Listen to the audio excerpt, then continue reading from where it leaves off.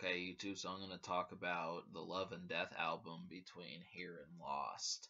So this project was released by a Korn member, which is his name is Brian Head Welsh, and I reviewed last month his debut album, which was Saving Me from Myself. Now this was after he left Korn in like 2006 or 2007, went on a solo career, and then after that, he kind of switched from just being called Brian Head Welsh, his own name, to developing a band, which was Love and Death. So, the thing about this group is I think some of the band members might have been with him during his solo career, but this is basically an extension of that, and it might as well be because one of the songs, Paralyzed, was actually under the Brian Head Welsh name, and in like 2010, 2011, he still had plans to continue his solo career.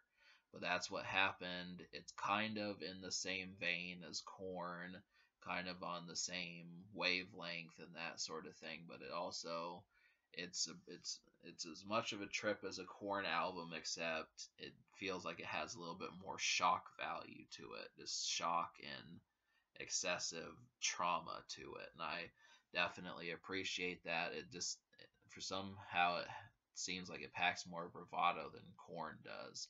Now, this is not always the case. Korn definitely knows how to make a hot rock single. They know how to make great albums, but there was just something about the presentation that stood out on this project. Now, you do not have to worry about, for the most part, the promotion of this album because it did have 5 singles supporting it. And so those were Chemicals, The Abandoning, I Wait For You, Meltdown, and Paralyzed. Now, all of these are extremely good songs, and the fact that 3 of them charted, there's really no excuse to not like it. Now, of course, this is on the Christian rock charts. This is not just on US rock. I don't really think the US charts received this album, but we did get 3 songs that charted on the Christian rock charts, which might as well. I mean, if you just kind of synthetically pay attention to this project, you'll probably never be able to tell the difference that this is a Christian rock album.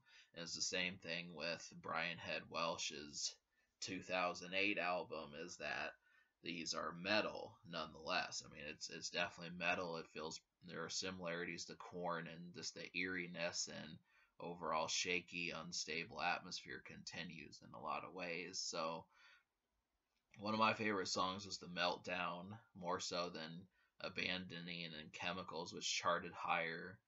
Songs like Meltdown and I Wait For You have that Korn feel to them, but they also just have a real negative value to them.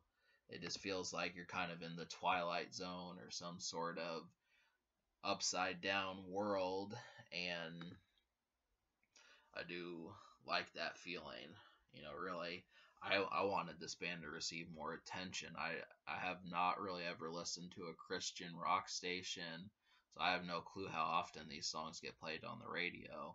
Fact of the matter is, this album is 4 years old, so it's kind of like, whether or not this is still getting spins is kind of interesting. But the Brian Head Welsh album, the single that they released from that, despite the fact that there was only one, that was a whopping song. I definitely enjoyed that, and I wanted to hear the guitar play in that song a lot more, just like that. But they do it.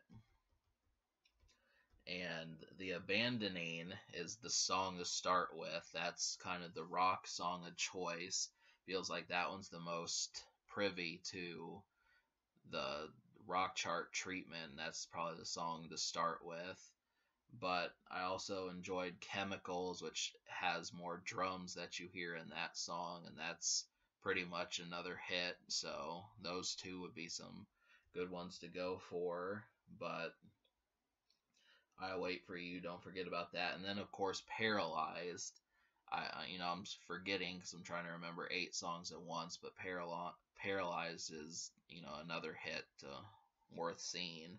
I think, there were several videos released from this project, so might as well mess with those too. So I'm gonna give this album a 10 just because I wound up liking 9 out of 11. So I'm gonna list those 9 songs that you need to hear. Basically, if if it's something like 9 out of 11, you might as well check out the other 2 songs because some people might wind up enjoying those as well. So the Abandoning, Meltdown, By the Way, Paralyzed, Chemicals, Watching the Bottom Fall, Whip It, My Disaster, and I Wait for You.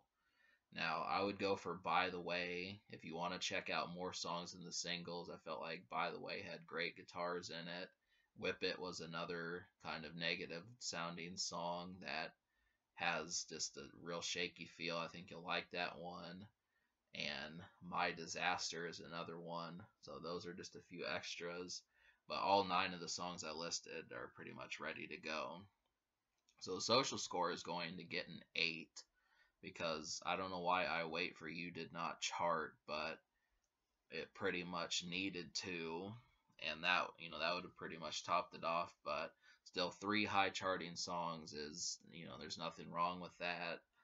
And so that is about a little bit above average, but still, if you add in Paralyzed and I Wait for You, it's basically, those might as well be promotional singles. So 8 out of 10. Social score means how well it plays around your friends if you introduce it to them. Can this record be topped? I think the answer is not really. It's too bad. I mean, Korn just dropped an album in October, and I don't know what they're gonna do for a while. But I would like to see Brian Welsh get back to this, and supposedly seeing if he can juggle 2 bands at once. That would be pretty slick. So, it's been 4 years. It's been several years since we've seen one of these albums. So the future, that's kind of what that leads me into, is the fact that it's been 4 years and we could definitely use another Love and Death project. I think he can do it. So let's, try to get that word out and see if it'll happen.